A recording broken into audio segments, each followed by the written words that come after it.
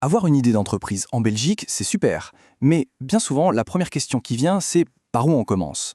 Aujourd'hui, on va décortiquer ensemble deux documents qui sont absolument essentiels pour transformer cette idée en une vraie entreprise. Tout part de là, de cette petite étincelle, de cette super idée qu'on a en tête. Mais passer du rêve à la réalité, oh là, c'est une autre histoire. C'est souvent là que les choses se corsent un peu, et que ça peut même sembler être une montagne à gravir.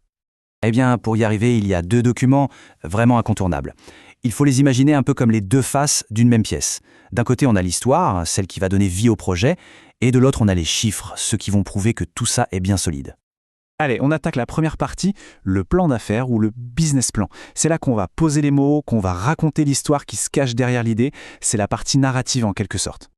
Et attention, ce n'est pas juste un bout de papier, c'est vraiment le récit complet d'un projet, du tout début, du concept, jusqu'au client.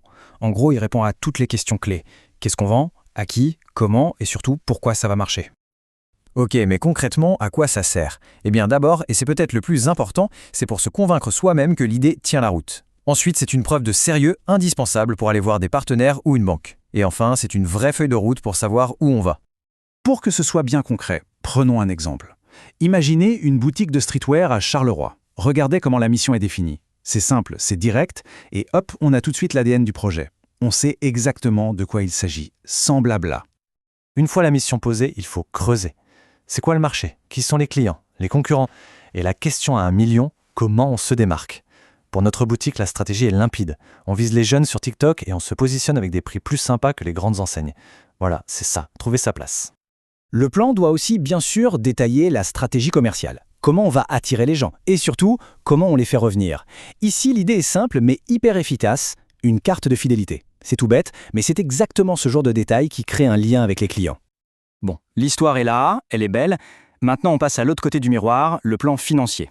C'est un peu le moment de vérité, celui où les chiffres viennent dire si la belle histoire peut aussi devenir une entreprise qui tourne. Ce plan, en fait, c'est la traduction en chiffres du projet. C'est la preuve que l'entreprise a assez de capital pour se lancer. Et attention, en Belgique, ce n'est pas une option pour tout le monde.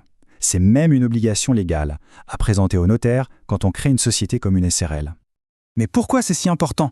Son but est simple, mais vital. S'assurer que l'entreprise a assez d'argent en caisse pour tenir le coup pendant au moins 2 ans, c'est une sécurité. Parce que démarrer avec trop peu de fonds, c'est l'une des raisons principales d'échec au début. Ce plan, il est là pour éviter ce piège. Alors, comment on s'y prend, concrètement? Eh bien, on commence par l'étape 1. On liste absolument toutes les dépenses de départ. Et là, il faut être super méticuleux. Déportant pour les vêtements, la caisse, le premier stock, chaque euro compte. On ne laisse rien au hasard. Et quand on additionne tout ça, paf, on arrive à notre chiffre. 4 450 €.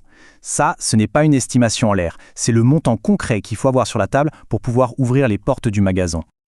Ok, on sait combien il faut. Maintenant, la grande question, d'où vient l'argent? C'est l'étape 2. Ici, on a un mix assez classique. Une partie vient de l'apport personnel et l'autre d'un prêt bancaire. Au total, ça fait 5 000 € de dispo. On couvre les frais et on a même une petite marge de sécurité. C'est parfait.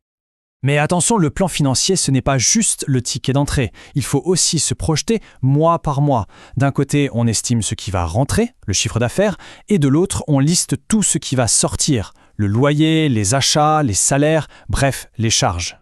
Et à la fin du mois, qu'est-ce qui reste? On fait le calcul, revenus moins dépenses. Et pour notre boutique, ça donne un bénéfice prévisionnel de 2 100 € avant impôt. C'est ce chiffre-là qui montre que l'activité n'est pas seulement possible, mais qu'elle peut aussi être rentable.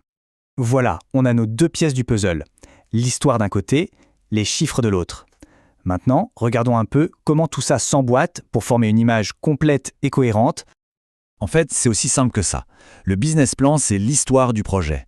Je vais ouvrir une boutique de streetwear, voilà mes clients, voilà ma stratégie. Le plan financier, lui, c'est la traduction chiffrée.